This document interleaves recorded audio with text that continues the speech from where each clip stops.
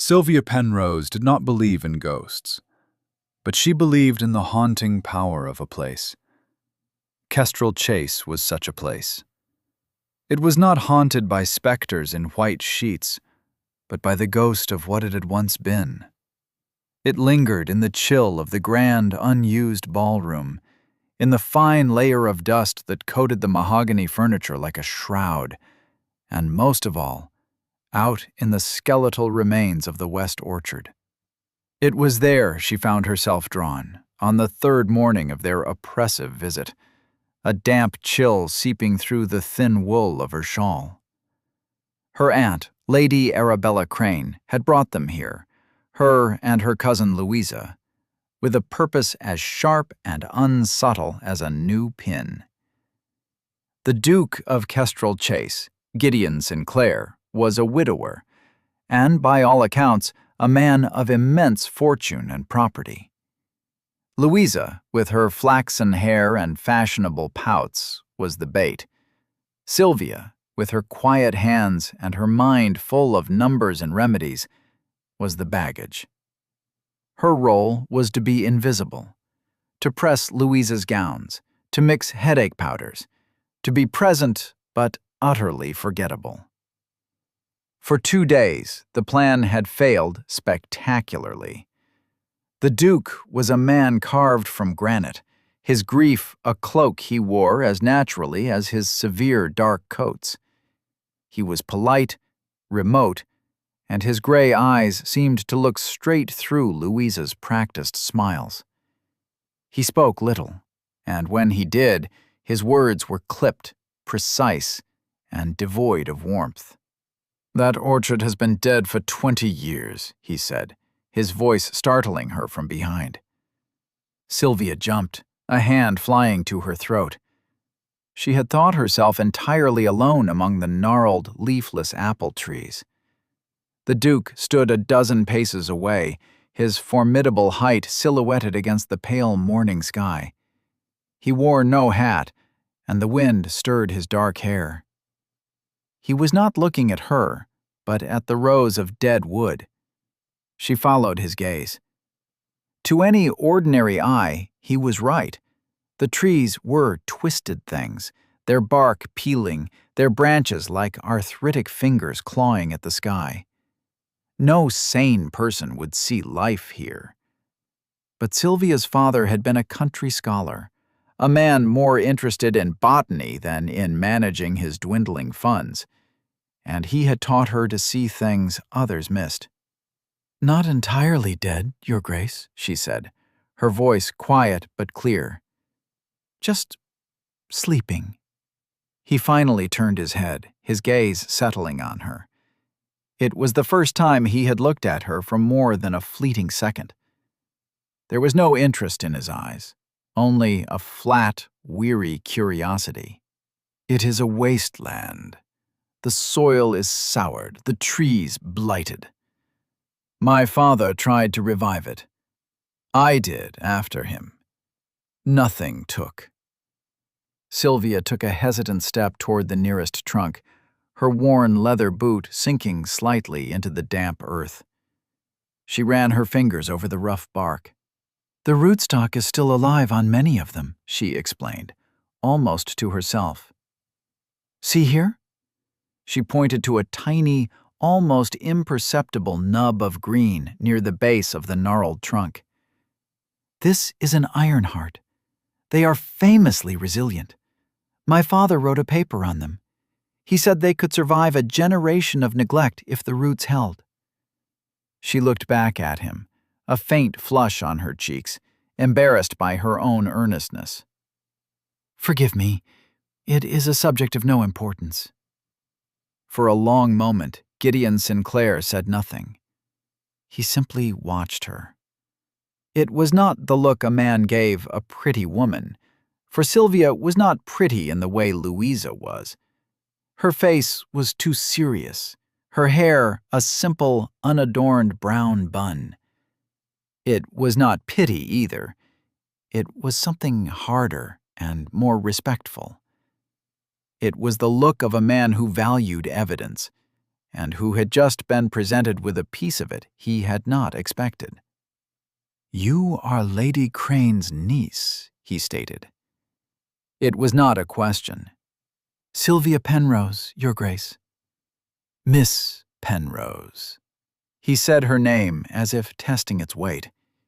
He took a few steps closer, his gaze returning to the tree she had indicated. He crouched down, his long fingers surprisingly gentle as they brushed away the damp soil around the nub she had pointed out. He saw it, the flicker of life. He rose slowly, his expression unreadable. 20 years, he repeated. But this time, it sounded less like a verdict and more like a problem to be solved. He gave her one last brief nod, and then turned and walked back toward the great, cold house, leaving Sylvia alone with the ghosts of the trees.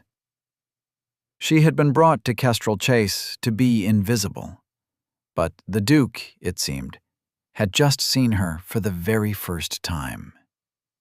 The days that followed saw no thaw in the Duke's demeanor toward the party at large. He remained a courteous but distant host, dining with them each evening in a vast, echoing hall where the clink of silverware seemed an intrusion. Louisa's attempts at flirtation grew more desperate and, in turn, more transparent. Lady Crane's face was a mask of strained optimism, but Sylvia could see the frustration tightening the corners of her mouth. Sylvia, for her part, resumed her role of quiet invisibility, her brief encounter in the orchard feeling like a strange dream. She found solace in the Duke's library. It was a magnificent, neglected room, smelling of old paper and leather. While Louisa napped and Lady Crane plotted, Sylvia lost herself in books of botany, agriculture, and estate management. She read about crop rotation, about soil remediation, about the forgotten apple varietals of the region. She was not merely passing time. She was searching for an answer to the puzzle of the dead orchard. The inciting incident came not from a social blunder, but from the dry, unassailable world of numbers. The Duke's estate steward, a man named Fletcher, had been dismissed a month prior. The reason was unspoken, but the grim set of the Duke's jaw whenever the man's name was mentioned suggested something more serious than incompetence. One morning, the Duke was in his study, a room adjacent to the library, the door slightly ajar. Sylvia, seeking a book on cider presses, heard his voice, low and laced with cold fury. The man was not just a thief, he was a saboteur. These ledgers, they are a work of fiction. 6 years of it. A moment later, a heavy book hit the floor with a dull, final thud. Sylvia froze, her hand on the library ladder. It was not her place to listen. She began to retreat, but her aunt's voice, sharp and sycophantic, stopped her. "Oh, Your Grace, what a terrible burden! To be so betrayed! If only there were some way to help." Lady Crane had evidently been hovering, waiting for an opportunity. Sylvia heard the Duke's weary sigh. The numbers do not align. The income from the tenants, the expenditures for seed and wages. It is a deliberate tangle meant to conceal a steady drain. It will take an army of clerks months to unravel. Lady Crane laughed, a brittle sound. "Numbers!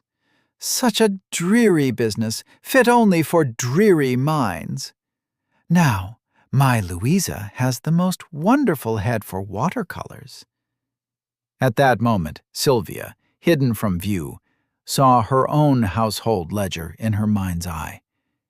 She saw the columns she drew each week for her aunt, tracking every penny spent on beeswax and butcher's meat, cross-referencing them with the dwindling household allowance. She remembered the time she had calmly pointed out to Lady Crane that the wine merchant had been overcharging them by 2 shillings a bottle for over a year, a discovery that had saved the household a considerable sum, but earned her no praise, only a suspicious glare. Without thinking, she stepped back into the doorway of the study. The Duke looked up, his expression severe.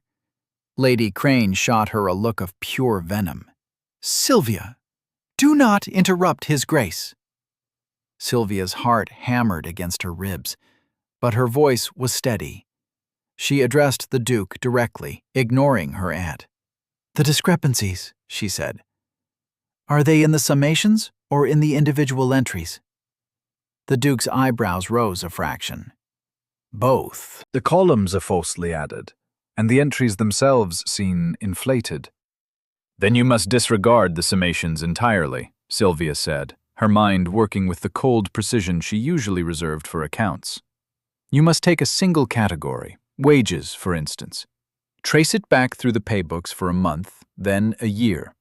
Compare the total to the figure entered in the master ledger. The difference is the amount stolen in that category alone. Do the same for feed, for timber sales, for everything. It is slow, but it is methodical. A tangle can be unwound, one thread at a time. She finished, her breath held. The silence in the room was absolute. Lady Crane looked as if she might faint from sheer outrage. A servant girl offering advice to a duke on his own estate affairs was a scandal. But Gideon Sinclair was not a man who cared for social niceties when a problem needed solving. He looked from Sylvia's earnest, intelligent face to the chaotic mess of papers on his desk. He remembered her in the orchard, her quiet competence, her refusal to be cowed by a 20-year failure. He saw the same quality in her now, a mind that saw not an insurmountable obstacle, but a process. He made a decision. It was unconventional, perhaps even improper, but he was a man who trusted his own judgment above all else. "Miss Penrose," he said, his voice devoid of its earlier frustration, "you seem to have a head for this dreary business." He gestured to a small, dusty table in the corner of the study. "I am in need of a clerk. The position pays £10 for the month. Your task will be to prove your theory. Unwind one thread. Show me the truth of the wages account." It was not an invitation. It was a challenge and a lifeline. £10 was more money than Sylvia had ever held in her own name. It was freedom, however temporary. It was a chance to do something real, to use the part of her mind that her aunt so thoroughly despised. "I accept," she said plainly, her gaze meeting his. Lady Crane made a choked sound of protest, but the Duke raised a hand, silencing her. "It is settled," he said. The alliance was formed.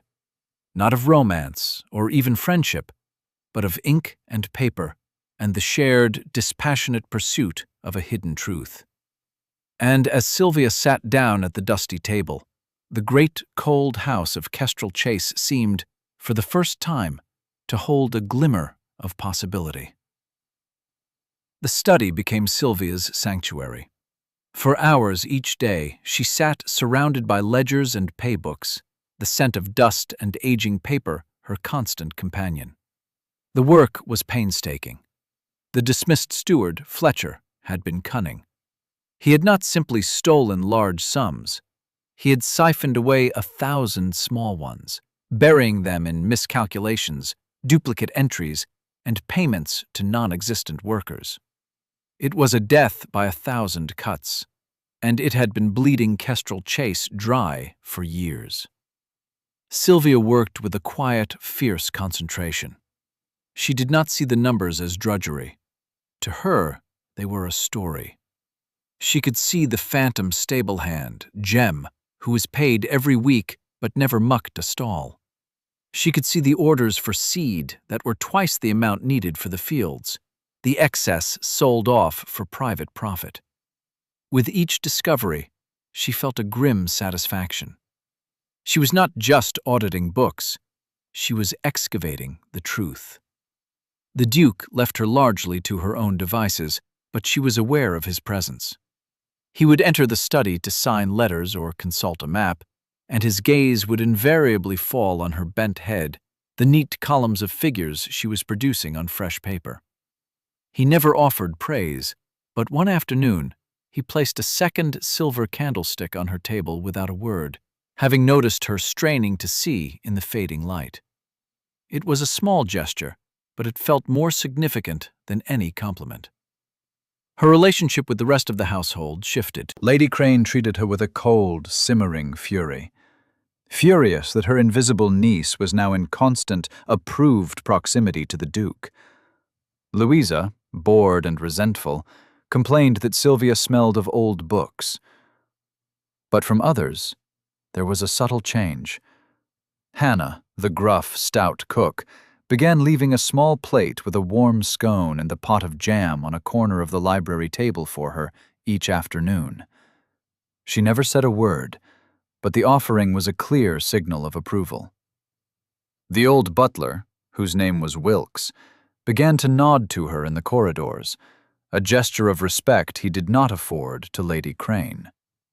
Loyalty in the great house was turning, not toward rank or beauty, but toward quiet competence. One evening, exhausted from her work, Sylvia escaped to the west orchard as dusk was falling. The place still called to her. She had spent her few spare moments there, clearing away the choking weeds from the base of a few of the more promising-looking trees. In the hollow of one ancient iron heart, tucked away as if forgotten, she found a small, rust-pitted grafting knife. The wooden handle was split, but the steel, though tarnished, was of high quality. She imagined a long-dead gardener placing it there, intending to return the next day. A day that never came. She cleaned the blade as best she could on her skirt and slipped it into her pocket. It felt like a relic, a promise. She was tracing the outline of a potential graft on a branch when the Duke's voice came from the edge of the trees. "You find more life in this boneyard than anyone has in a generation, Miss Penrose." She turned, not startled this time. "There is life to be found, Your Grace, and a great deal of value, I believe." She held up the old knife. "The men who planted this orchard knew what they were doing. These are not common eating apples. They are cider stock. Kingston Black, Ironheart, Foxwhelp. The old books in your library say the Kestrel Chase cidery was once the most famous in the county." He walked toward her, stopping beside the tree she had been examining. "My grandfather's folly. The cidery burned down the year I was born. My father saw no point in rebuilding it when the trees themselves were beginning to fail." "They were not failing," Sylvia said with certainty. "They were neglected. The soil needs lime and manure. The branches need radical pruning to encourage new growth. And the lost varieties need to be grafted back onto this resilient rootstock. It would take years, 5 at least, for a first small harvest. But it could be done." He looked at her, then at the orchard, and for the first time, she saw a flicker of something beyond his grief and his burdens. It was a spark of vision, a reflection of the one burning in her own eyes. Later that night, Gideon Sinclair sat alone in his study, a glass of brandy untouched at his elbow. He was not looking at the ledgers. He was thinking of a woman with ink stains on her fingers and dirt under her nails, who spoke of rootstock and cider apples with more passion than any woman he had ever known had spoken of jewels or gowns. His late wife, Isabel, had been a celebrated beauty. Their marriage had been an arrangement of 2 great families, a union of property and status. She had filled Kestrel Chase with laughter and parties, but she had hated the country. She had seen the land only as a source of income to fund her life in London. The house had been alive then, but it had felt hollow to him, a stage for a performance he had no taste for. After she was taken by a swift fever, the silence she left behind was vast. But in a strange way, it had felt more honest. He had sealed himself off. He managed the estate out of duty, his heart numb. He had allowed Fletcher to run things, too lost in his own private winter to notice the man's slow, steady betrayal. Then the Cranes had arrived, with their grasping ambition and their vacuous daughter. He had endured them out of a distant sense of obligation to their family name. But Sylvia Penrose was different. She had walked into the heart of his failure, the dead orchard, the fraudulent books, and had not recoiled. She had seen not ruin, but potential. She did not flatter him or flirt with him. She met his gaze directly and spoke the plain truth. She moved through his cold, silent house not as a guest or a supplicant, but as someone with a purpose. He thought of her in the orchard, her face animated as she spoke of the trees. She had not been performing for his benefit.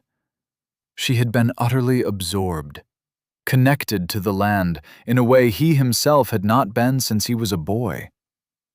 In her, he saw not a reflection of his own grief, but a quiet, steady promise of restoration.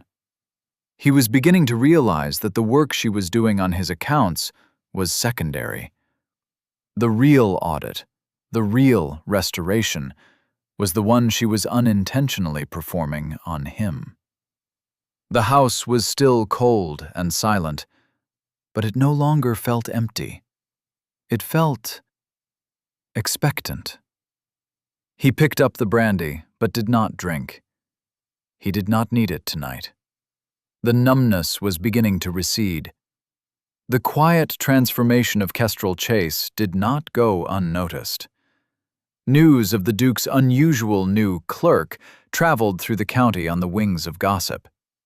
It was a source of great interest, particularly to one Mr. Osmond Devereux, a neighboring landowner whose property bordered the eastern woods of the Sinclair estate. Devereux was a handsome, polished man in his late 30s, known for his charming manners and his shrewd, some said ruthless, business dealings. He had been a frequent visitor during the late Duchess's time and had made several offers to buy tracts of Kestrel Chase's land, particularly the parcels containing the rights to the river Kestrel, which fed his own mills. The Duke had always refused. Devereux arrived one afternoon, unannounced, under the pretext of offering his condolences, though the Duchess had been gone for over a year. He found the Duke and Sylvia in the study, a large map spread between them on the main table, upon which Sylvia was marking the tenant farms whose rents had been misappropriated. "Gideon, my dear fellow," Devereux said, striding in with an air of breezy confidence. "Forgive the intrusion. I was just passing. And what is this? Putting the house in order?" His eyes slid to Sylvia, a flicker of surprise, followed by a carefully modulated smile. "You must be the talk of the county, Miss—" "Penrose," the Duke supplied, his voice flat. He did not rise. "Miss Penrose is assisting me with a review of the estate accounts." "How commendable," Devereux said, his smile not quite reaching his eyes. He gave Sylvia a look that was meant to be charmingly appreciative, but felt invasive. "A lady with a head for figures, a rare and precious jewel." Sylvia met his gaze without expression and gave a slight, dismissive nod before turning her attention back to the map. She had an instinctive dislike for the man's polished veneer. It felt like a fresh coat of varnish on rotten wood. Devereux's attention was snagged by the documents on the table.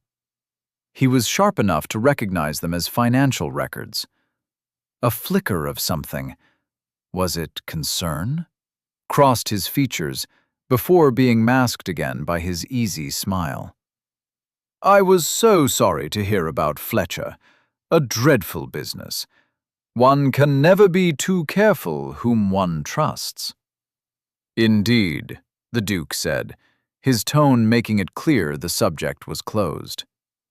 Over the next week, Devereux became a more frequent presence. He would arrive with a gift of game or a bottle of French wine, always with a plausible excuse.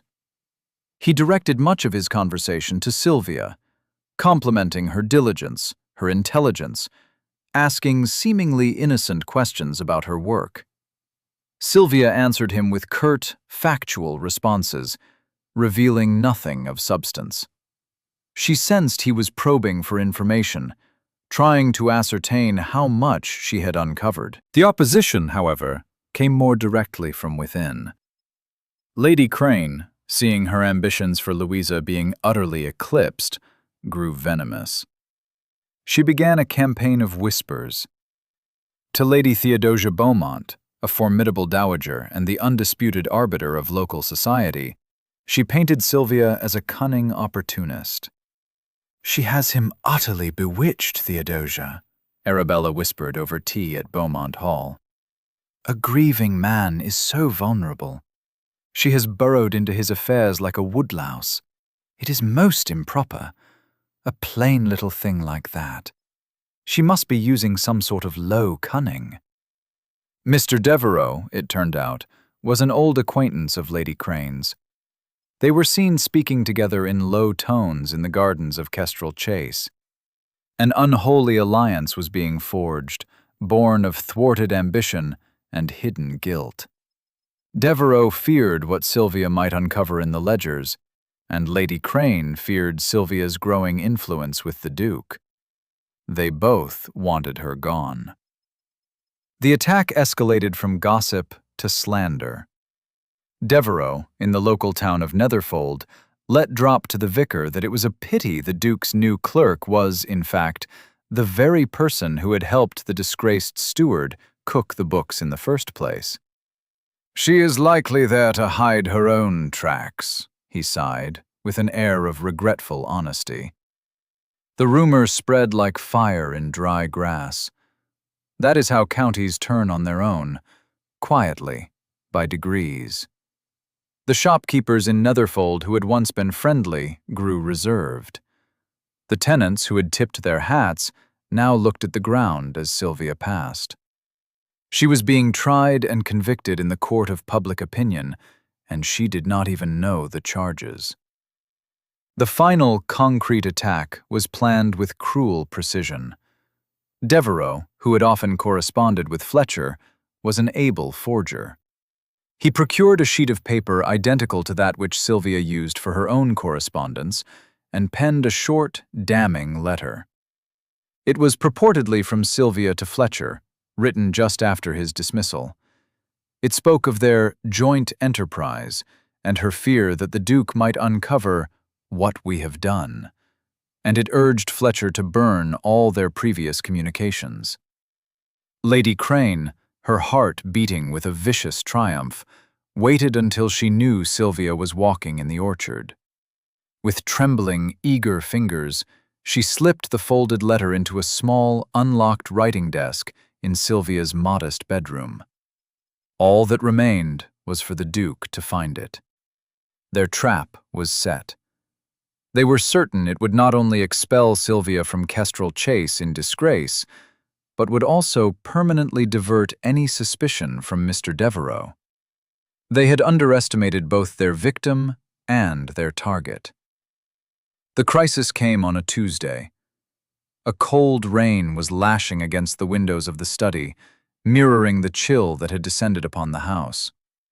Lady Crane, feigning a sudden concern for Sylvia's reputation, had gone to the Duke that morning.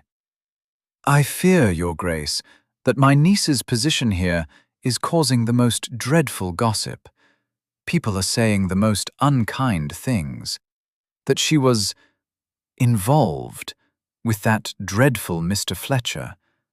Of course, I do not believe it for a moment, but perhaps, for her own sake, you might—" She let the sentence hang, the poison delivered under the guise of solicitude. Gideon had dismissed her with a curt nod, his face a mask. But the seed of doubt, so maliciously planted, was designed to flourish in the soil of the larger rumors Devereux had been cultivating.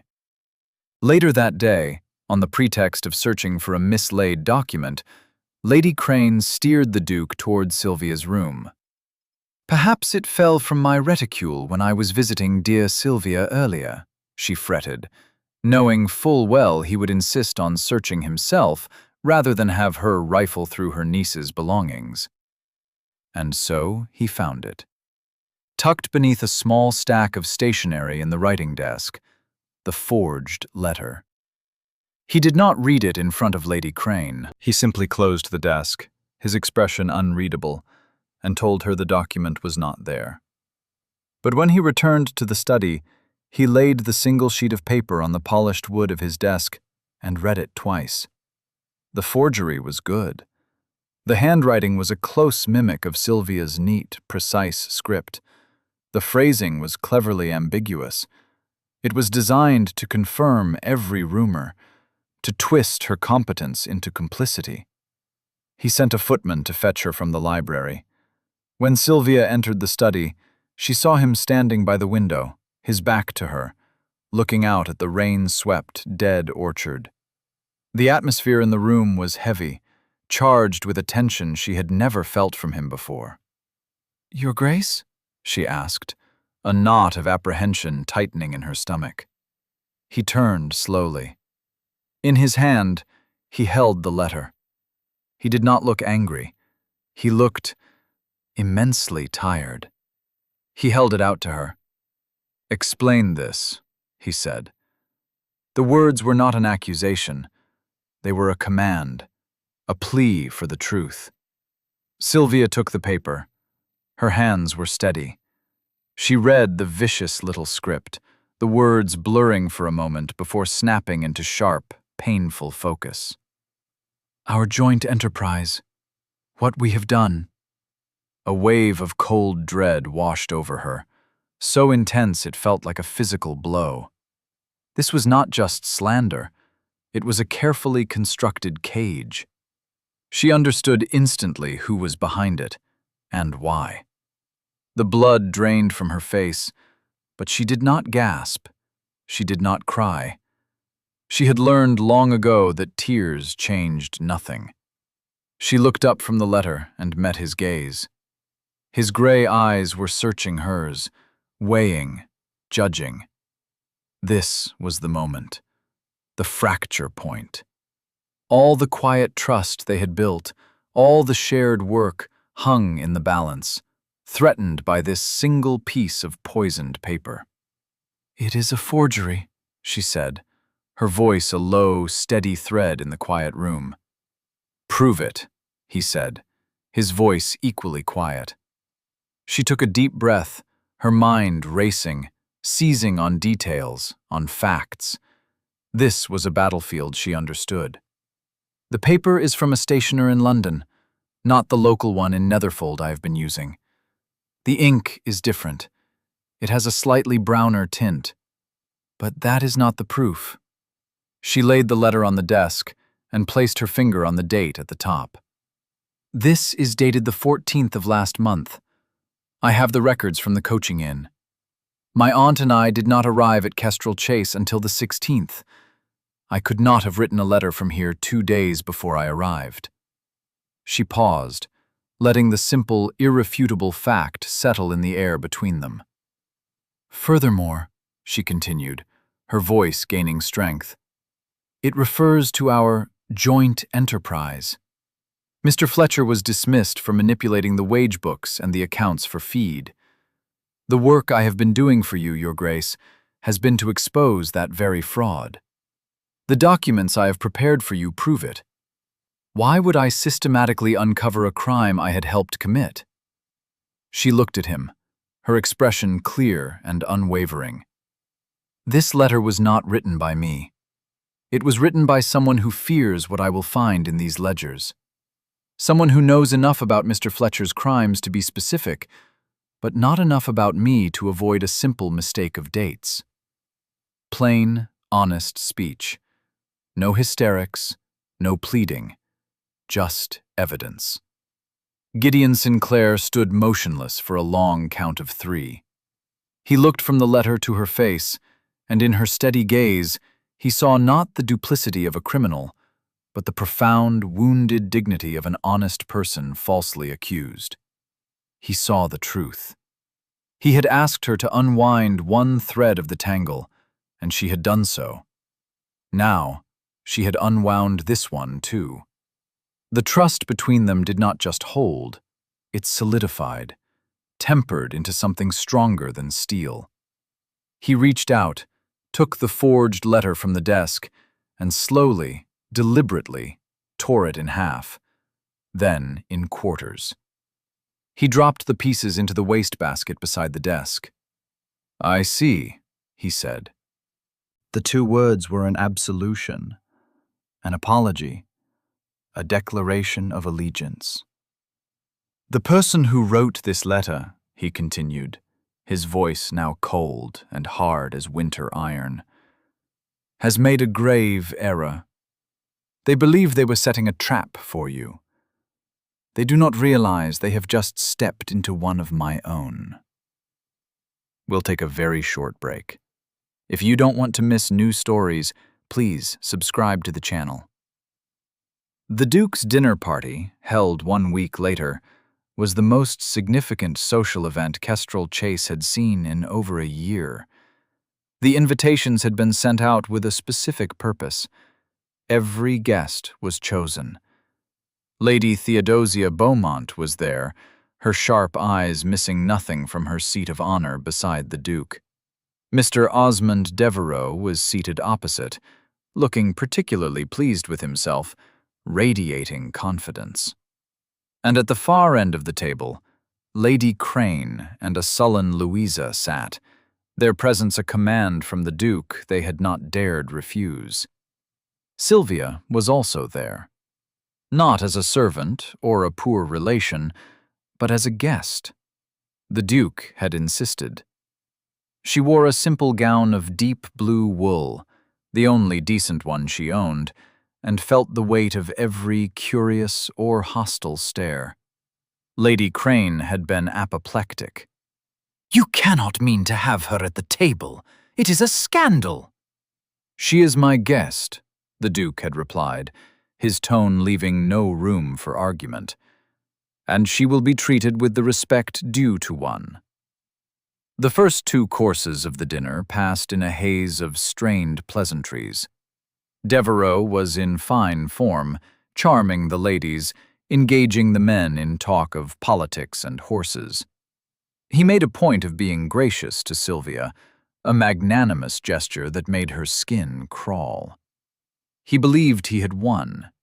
He believed her presence was a sign of the Duke's foolish indulgence before her inevitable, quiet dismissal. After the main course was cleared, as the port was being passed, the Duke tapped his glass with a spoon. A hush fell over the table. "My friends," he began, his voice calm and carrying in the great hall, "I have gathered you here not just for pleasure, but to share some news regarding the estate. As some of you know, I have been undertaking a thorough review of my financial affairs." He paused, his gaze sweeping the table and landing for a moment on Devereux. "I have discovered the source of the discrepancies that led to Mr. Fletcher's dismissal." Devereux took a slow sip of his port, his expression one of polite interest. Lady Crane fidgeted with her napkin. "The fraud was extensive," the Duke continued, "and for a time its architect remained hidden. There were even attempts to lay the blame on an innocent party." He looked directly at Sylvia, a brief, steadying glance. She felt a surge of courage.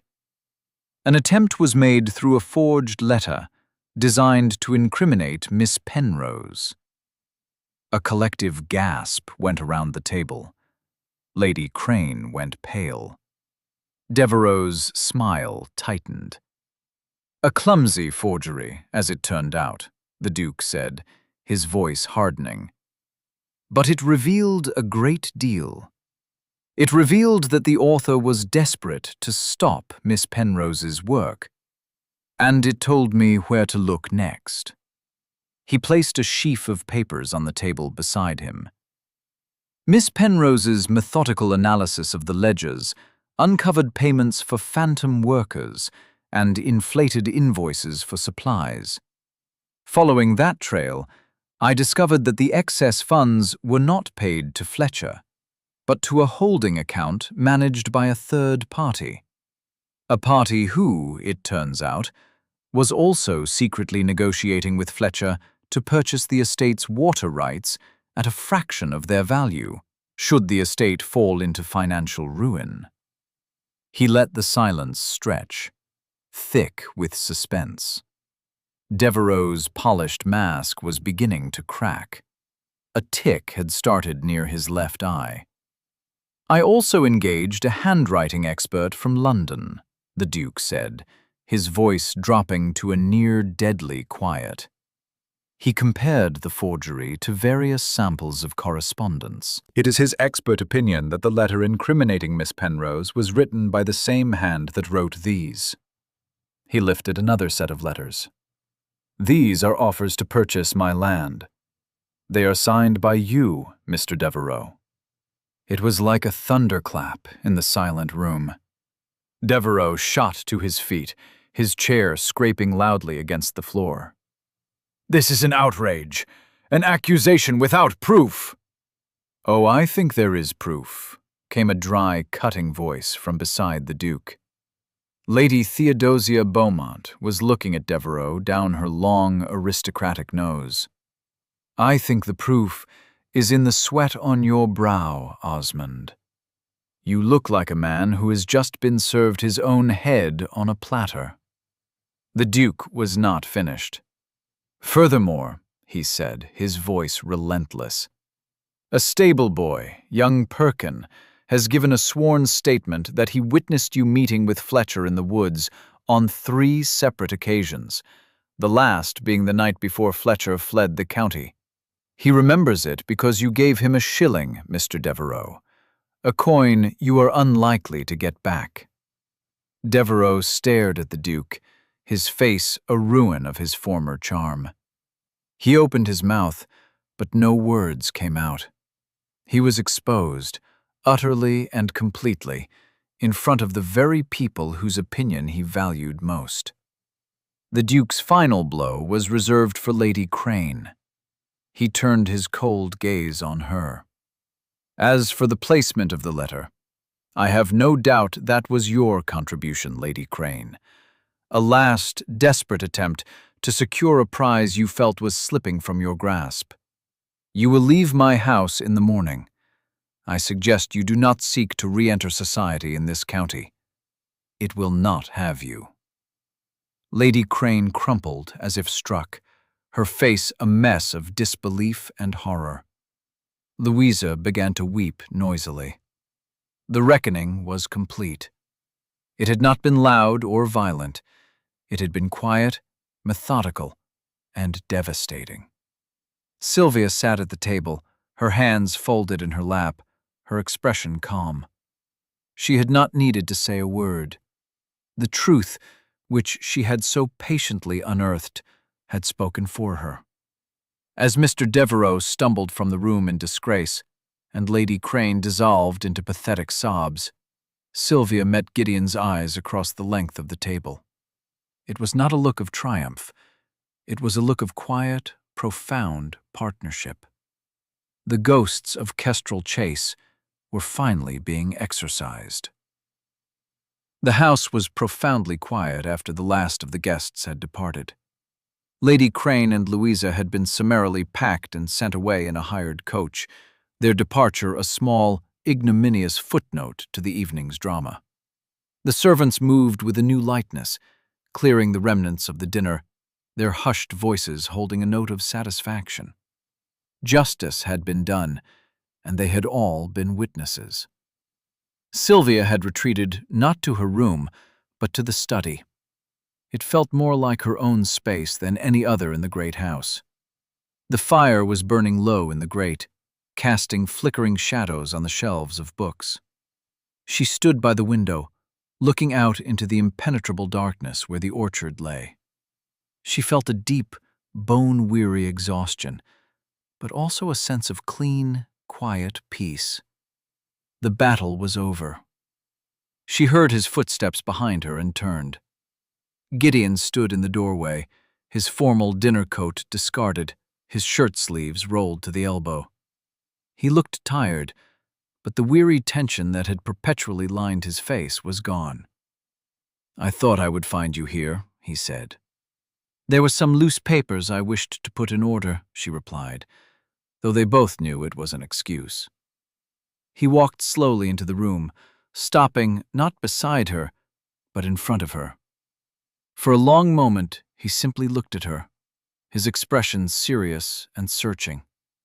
The air between them was thick with unspoken things. "Sylvia," he said. The use of her first name, without a title or formality, was startling in its intimacy. "Tonight, you were vindicated." "We were vindicated, Your Grace," she corrected softly. "The truth was, I only helped to find it." "No," he said, his voice firm. "I do not mean the matter with Devereux. I mean you. For years you have been treated as invisible, your worth measured only by your utility to others. Your aunt, your cousin, they looked at you, but they never saw you. I was no better.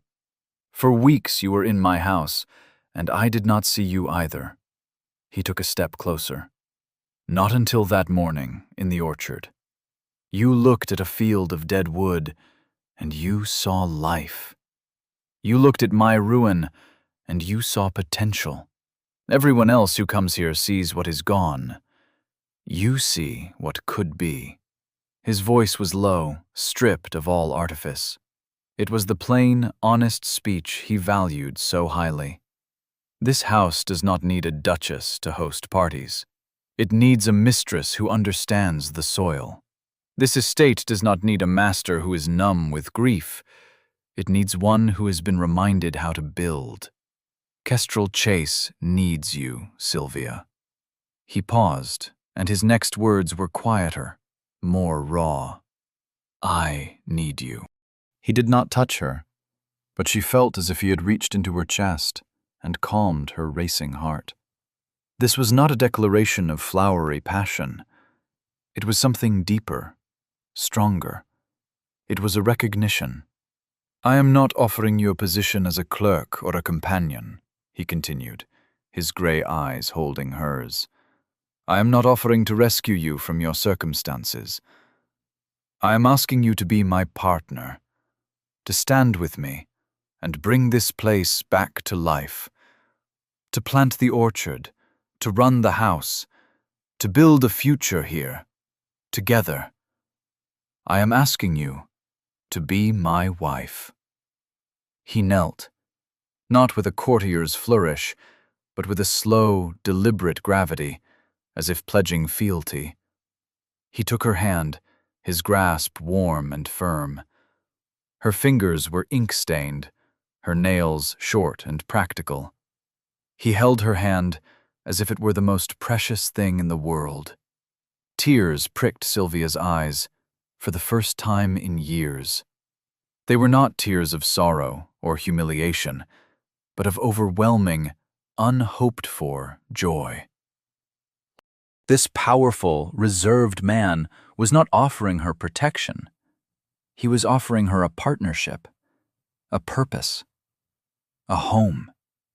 He was offering her a name, his name, but more importantly, he was honoring hers. She looked down at his bowed head, at the strong hand holding hers, and her answer was as plain and as true as his question. "Yes," she said. Her voice was barely a whisper, but it echoed in the quiet room like a vow. "Yes, Gideon. Together." He looked up, and for the first time she saw him smile. It was not a grand, beaming thing, but a quiet, slow-spreading warmth that transformed his severe features and lit his eyes from within. He rose, and, drawing her hand to his lips, he sealed their promise not with a kiss of passion, but with one of profound, unwavering respect. The epilogue to their story was written not in days or weeks, but in the turning of the seasons. 2 years later, on a crisp October afternoon, the air at Kestrel Chase was filled with a scent it had not known for a generation. The sweet, sharp perfume of apples. The first harvest from the resurrected West Orchard was underway. It was not a large harvest, just a few dozen bushels from the newly vigorous ironheart trees and the first of the grafted branches. But it was a beginning. It was a promise fulfilled. In the cobbled courtyard of the old cidery, which Gideon and the estate workers had rebuilt stone by stone, a new press gleamed. Villagers from Netherfold, men who had been without steady work for years, operated the great screw, their faces split with grins as the first run of pale gold juice trickled into the waiting cask. The Duke was there among them, his coat off, his hands stained, working as hard as any of them. He was no longer the remote, grieving lord of the manor. He was their Duke, a man of his land. Sylvia, now the Duchess of Kestrel Chase, stood on the low stone wall overlooking the scene. She was not dressed in fine silks, but in a practical tweed skirt and a warm shawl, her hair tied back simply. There was a smudge of dirt on her cheek, and an expression of deep, quiet contentment on her face. Her transformation was as profound as the orchards. The serious, overlooked young woman had blossomed, not into a society beauty, but into a confident, capable chatelaine, respected by her staff and beloved by the tenants whose lives she had helped restore. The house behind her was no longer cold and silent. Smoke plumed from every chimney, the windows shone with warmth and light, and the sound of children's laughter, 2 young wards they had taken in from the village, often echoed in the halls. Hannah, the cook, brought her a cup of warm, spiced apple juice, her usually gruff face softened with a rare smile. "First of the pressing, Your Grace. Tastes like hope, it does." "It does indeed, Hannah," Sylvia said, her own smile warm.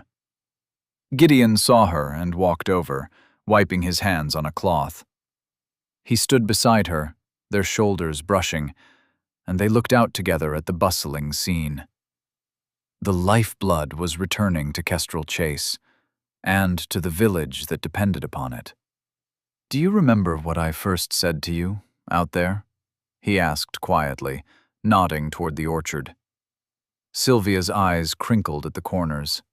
"You said it had been dead for 20 years. "I was wrong," he said, his voice filled with a quiet wonder. "It was only waiting. For you." He reached into his pocket and brought out a small object. It was the old, rust-pitted grafting knife she had found, its wooden handle now mended and polished smooth, the blade sharpened to a silver gleam. He had had it restored for her as a wedding gift. It was her favorite possession. She took it from him, the weight of it familiar and comforting in her palm. It was a symbol of everything, of neglect and restoration, of seeing life where others saw only decay, of a partnership built not on convenience, but on shared purpose and deep, abiding respect. He laced his fingers through hers, his hand enfolding hers and the knife within it. They stood there for a long time as the autumn sun cast a golden glow over the valley, the scent of apples filling the air, the sounds of a revived community, a testament to the harvest they had brought in, together. The ghosts were gone, replaced by the sturdy, living promise of all the seasons yet to come. Thank you for listening to the story all the way to the end. Please tell us which city you're watching from and what the story made you feel. Don't forget to subscribe so you won't miss new stories.